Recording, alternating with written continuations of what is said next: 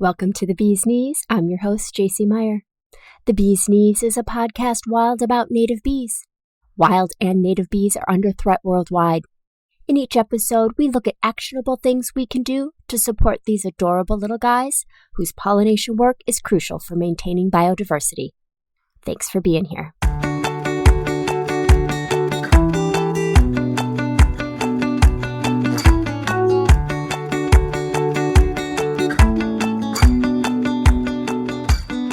When you're thinking about your garden yard, what to plant is a huge consideration.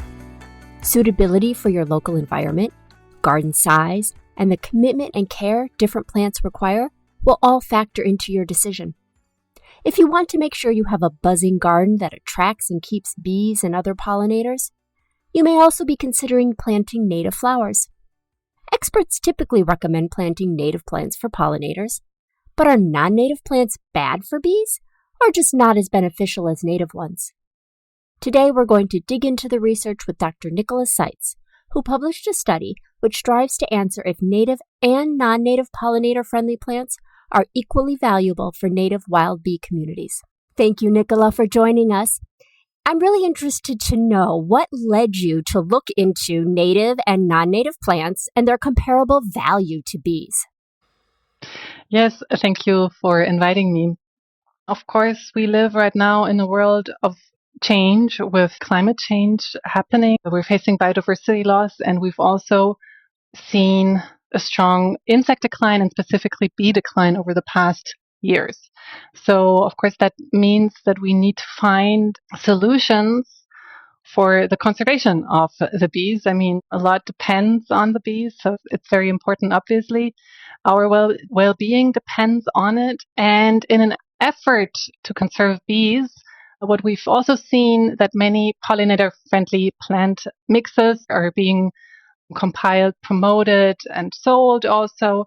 However, very often these mixes contain both native and non-native plants, and it was a bit unclear what that exactly meant for the bees or also the bee communities, and not a lot of research had been done in that regard, and that's why I was interested in it. I mean, like I said, I think it's a very pressing question for us to find solutions for bee conservation.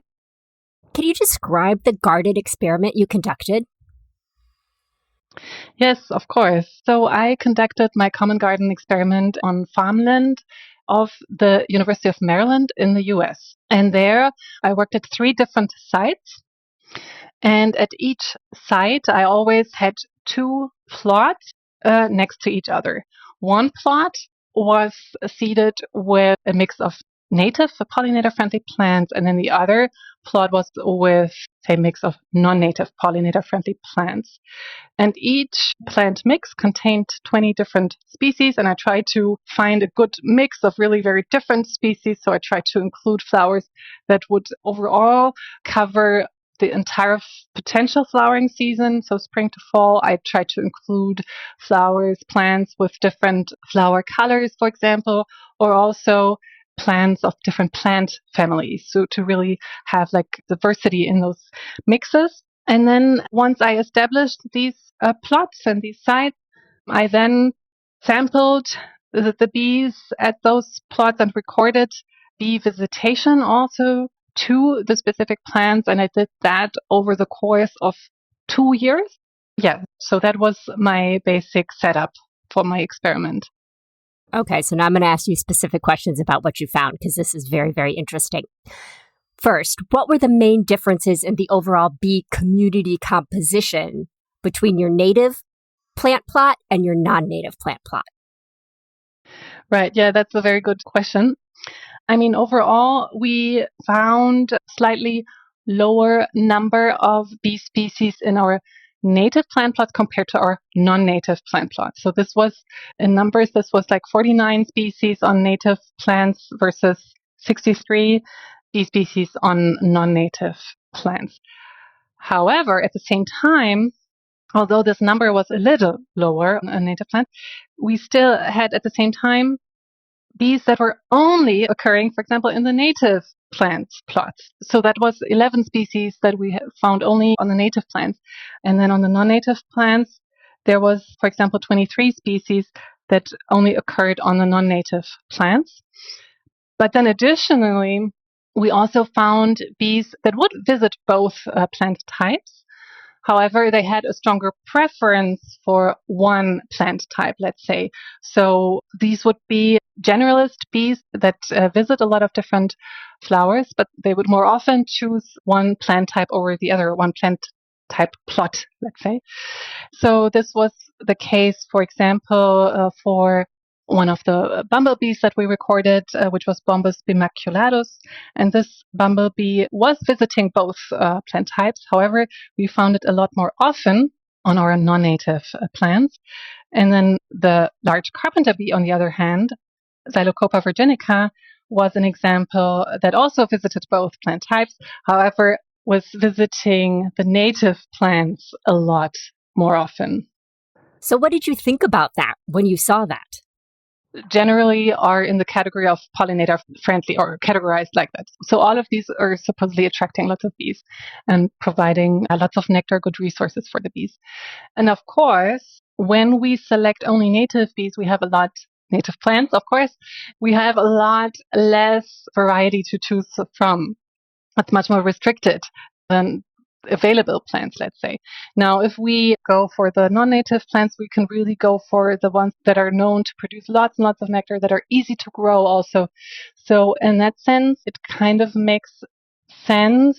However, of course, there's more details to this. In the end, it's not just the number of bee species. Like I said, there's different preferences. And then maybe one particular point that I would also like to point out here that deserves particular attention is the case of the so-called specialist bees.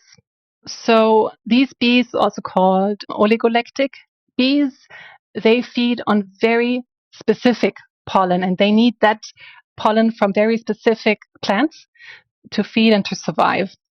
And of course, with specialist bees, everything becomes a bit more tricky. And in our study, we did not encounter a whole lot of oligolectic bees, but a few. And one example was, for example, the mason bee, Osmia distincta.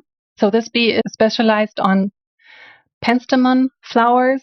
Penstemon, that's a beard tongue plant. And we did have penstemon also in our native plant mix. So this was a very specialized interaction that we observed. And we did not observe any specialized interaction of this kind of like of an oligolectic bee with the specific plant that they need, non-native plants, which of course also makes sense, kind of that the local native bees are specialized on the local native plants. When you were talking about your experiment, you said you were quite conscious about planting flowers that would bloom through the entire season, right? So you had your early bloomers in the spring all the way through until the fall. Mm-hmm. Did the vegetation networks differ between the early and the late seasons? Yeah, good point. Maybe I should also add as an information that one thing that also happened, I seeded everything at the same time. Nonetheless, the onset of flowering was, for example, a little bit different. And the native plants actually started flowering a little later than the non-native plants. Nonetheless, we had those higher numbers. Of course, it makes sense when we don't have flowers in our native plant plots that we don't have bee species. Yes, of course, that makes sense. But even taking that into account and looking only at the sampling days where both kinds were flowering, still had those higher numbers of bee species on our non-native plots. Often, not always. Sometimes they were also similar, but sometimes they were higher on our non-native plant plots. And then, yes, you were mentioning something very important, the actual visitation networks that we also analyzed. And first of all, I would like to mention in that regard that also the visitation networks actually differed by plant type. So, yes, you were already asking about the season, and that's another point. But first of all, just by the plant type, our visitation networks already differed. So overall, the networks of our native plants with our bee species were more specialized than our networks of our non-native plants with bees. So that was the first finding related to the networks. And then the second finding was that we also observed a seasonal difference. Exactly. So in this case, our early season, so spring networks between bees and plants, and this was across all plant types, were actually also more specialized than our late season fall network. So the specialization of the networks kind of decreased over time, over the course of the year. And also just to explain a little better what I mean by specialization of the network, that basically means network is more specialized when a bee tends to visit just specific plants and not all of the plants. And the more often we have this case that bees visit specific plant types, the more specialized the whole network is. So was there anything that surprised you in the findings? The seasonal difference, that was something that I hadn't anticipated that much, let's say. So that was very interesting. And I also have to say that there are not that many studies that span this entire flowering period from spring to fall, really, or that even differentiate between the seasons. So a lot of other studies that we see focus on summer as the time period with most bee activity, probably. And my study here shows a little bit, our study shows that there can be differences in the season, and this is maybe something we should pay more attention to, and that we should maybe look into more in future studies. So maybe I would like to add here, because maybe now people are confused, okay, what does that mean? So should I use non-native pollinator-friendly plants or not? And I think what the study shows is that non-native plants, they can, in some cases, for example, buffer some flowering gaps. So for periods where native plants simply are very scarce, we can add additionally some non-native plants in order to provide some food for the bees. I mean, of course, in general, native plants are always kind of the best option if they are available. So I wouldn't shift from native to non-native plants. It's really more like a complementary thing. And additionally, I would always, when we use non-native plants, we need to be really, really careful. So I don't want to promote that too much here. And in the cases that we do use them, only be in landscapes that are already, like, let's say, heavily human dominated, where we already do not have natural landscapes anymore. Because, I mean, the first choice is always an intact natural system, and we do not want to bring any non-native pollinator-friendly plants in there. Now, as I said, we're living in a world of change with lots of land use changes, climate change happening, and we just need to deal with these different circumstances that we have now. So we often do not have that option of the completely intact natural system anymore.